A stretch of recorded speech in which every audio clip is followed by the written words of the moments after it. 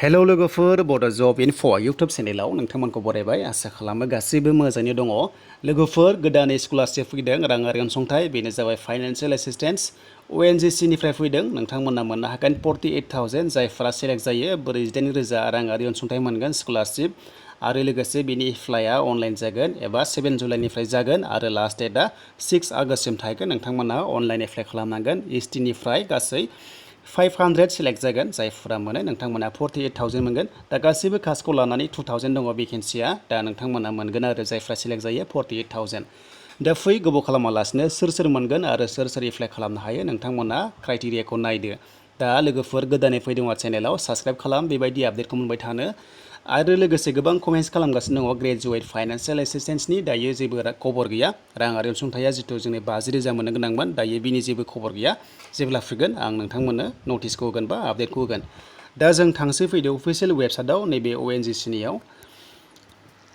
दायो लोगोफोर आं बेयाव फैबाय ONGC स्कलारशिपनि बे वेबसाइटआव फैबाय नोंथांमोना डिसक्रिपसनाव मोनगोन भिडिअनि लिंक मोनगोन लिंक दङ आं लिंकखौ नोंथांमोननो होगोन भिडिअनि डिसक्रिपसनाव दा बिनिफ्राय एप्लाइआ जासिगोन 7 जुलाइनिफ्राय आरो लास्ट डेटआ लोगोफोर 6 आगष्ट दा नोंथांमोना नै बिथिं नुनो मोनदों बेयाव एप्लाइ जागोन आरो नोंथांमोना एप्लाइखौ खालामनो हागोन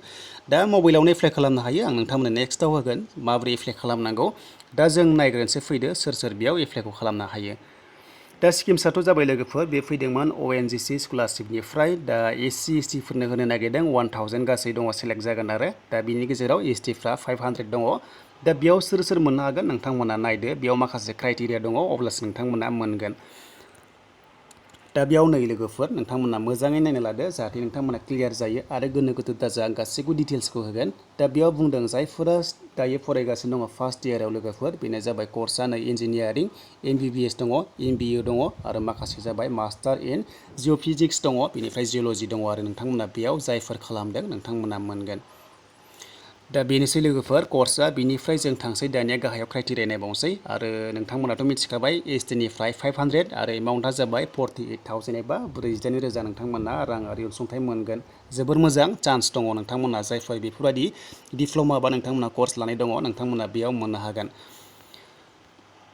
दा बेनिफ्राय जों एसे गाहायाव फैनोसै नोंथांमोना बेयाव नायदो क्राइटेरियाखौ जे सोर मोनगोन दा बेनोसै लोगोफोर एकाडेमिक क्वालिफिकेसन आं खिथाखाबाय जेरावनोखि नोंथांमोना नुनो मोनगासिनो दङ बेनिफ्राय दायो नायदो दा लोगोफोर बेयाव मोनसे दङ एकाडेमिक क्वालिफिकेसना नोंथांमोना जिखुनु जाया स्टेट लेभेलावबाबो मोनगोन आरो स्टेट लेभेल बर्डसबाबो नोंथांमोना मोनगोन बेखौ जास्ट नोंथांमोननि क्वालिफिकेसना बेफोरबायदि जेराव आं बुंदोंमोन बिदिल' थानांगौ बिनिफ्राय दायो पार्सेन्टनि खोथा दङ नोंथांमोना पार्सेन्टखौ मोजाङै नायना लादो जाहाथे कनफिउस जाया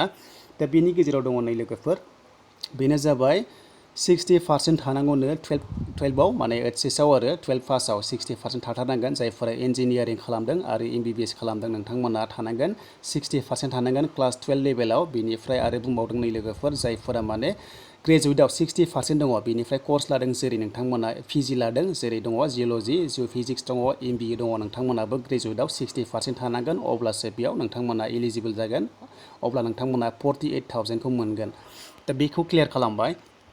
दानिया एनुवेल इनकाम लोगोफोर नोंथांमोननि बोसोरारि इनकामा बेसेबां जानांगौनो 4.5 लाखसनि गाहायाव जानांगोन अब्लासो नोंथांमोना बेखौ मोनगोन जुदि बिनि बाराब्ला नोंथांमोना मोना बेनिखायनो नोंथांमोना इनकाम सार्टिफिकेट होनांगोन नोंथांमोना बेखौ होनांगोन दा बिनिफ्राय बैसोखौ नायदो लोगोफोर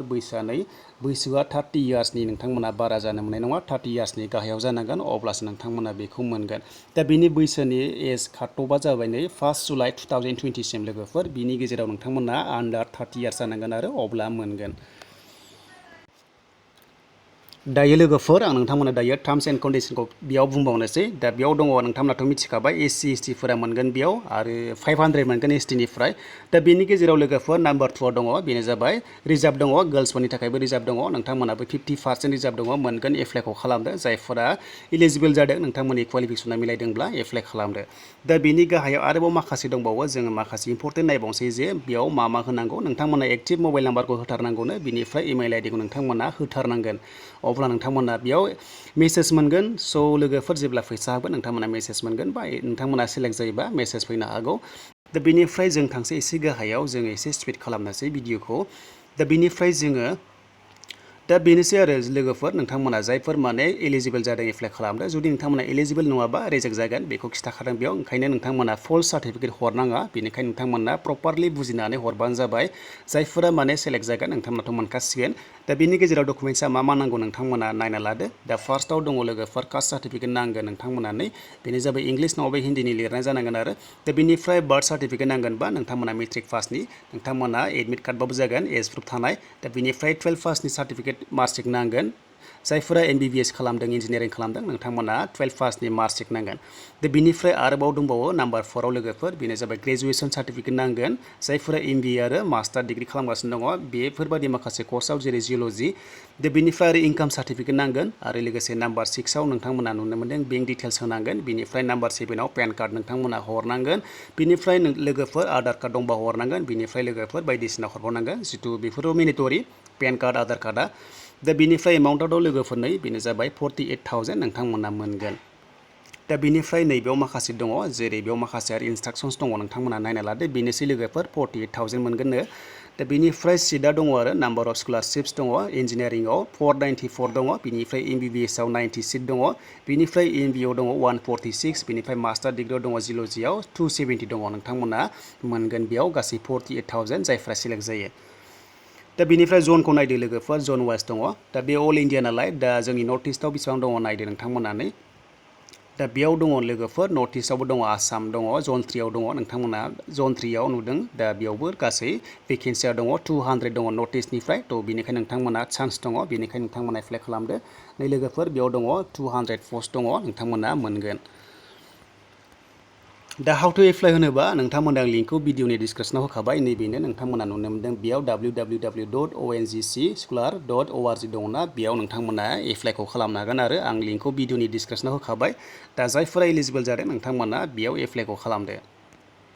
बेनिफ्राय जोङो सिलेक्शन प्रसिडिउरखौ नायोबा बेयाव आरो माखासे आपडेट होबावदों जे लोगोफोर पार्सेन्टखौ नायगोन नोंथांमोननि जिथु पार्सेन्ट ना बेखौ नायगोन बेनिफ्राय आरो जायफोरा BPL हल्डार ना फेमिलिनिफ्राय नोंथांमोना बांसिन प्रेफारेन्स दङ आरो नोंथांमोना एलिजिबल जागोन माने जायफोरा BPL हल्डार नोंथांमोना बेखौ मोनगोन आरो बांसिन माने सिलेक्शन खालामगोन होनना बुंदों बेनिफ्राय बेनोसै लोगोफोर 48,000 नोंथांमोना मोनगोन दा बेयाव लोगोफोर नायदो माखासे इन्सट्राक्सन दंबावो नोंथांमोना नायना लादो आरो PDF फाइलखौ नोंथांमोना नायना लानो हागोन भिडिअनि लिंकआव थांनानै दा बेयाव बुंदों लोगोफोर मोनसे आरो डिटेल्स बे जाबावबाय नाथाय बेयाव बुंदों जे लाम सामसो होनना बुंदों मान्थलिसो होनाय जागोन मान्थलि 4,000 होनो हागोन दा 12 मान्थआव 48,000 जागोन नालाय नोंथांमोना गासै 48,000 मोनगोन आरो स' बेयाव मान्थलिसो हाबगोन 4,000 हाबगोन होनना बुंबाय दा बेयाव 4,000 हाबगोन स' लोगोफोर जायफोरा एलिजिबल जायो एप्लाइखौ खालामदो दा बेनि सोमोन्दै लोगोफोर दायो माबोरै एप्लाइ खालामनांगौ आं नेक्स्टआव होगोन दा बेनिफ्राय नोंथांमोना फनावबो एप्लाइ खालामनो हागोन होनना बुंदों बेयाव डिटेल्सआव दा फनावबो नोंथांमोना एप्लाइ खालामनो हागोन आरो बेनिखायनो नोंथांमोना मबाइलखौ जेब्लाबो डेस्कटप मड खालामदो अब्लानो बेयाव एप्लाइखौ खालामनो हायो जेबो नङा 7 जुलाइनिफ्राय हागोन आरो लास्ट डेटआ 6 आगष्टसिम थाहैगोन नोंथांमोना एप्लाइखौ खालामबानो जाबाय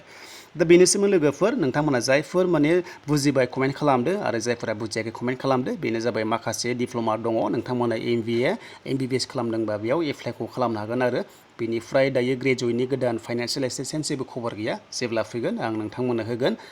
दायो रां आरो अनसुंथाइनि जेबो खबर गैथ'वा ग्रेजुवेटनि जिथु ग्रेजुवेट लेभेलनि जादोंमोन दा बिनि जेबो गैया आरो जेब्ला फैगोन आं नोंथांमोननो थाबैनो डिटेल्सखौ होगोन दानि लोगोफोर गोदानै फैदोंबा चेनेलाव साबस्क्राइब खालामदो आरो लोगोसे नोंथांमोना लाइक खालाम कमेन्ट खालाम आरो हानायसेबां शेयार खालाम जाहाथे बयबो मिथिनानै जुदि एलिजिबल जायोब्ला एप्लाइखौ खालामनो हाथों जोंनि STनिफ्राय गासै जोंनि नर्थ इस्टनिफ्राय लोगोफोर जोंनि आसामनिफ्राय 200 एबा नर्थ इस्टनिफ्राय 200 दङ दा नोंथांमोना चान्स दङ जायफोरा माने खाफाल दङ मोनगोन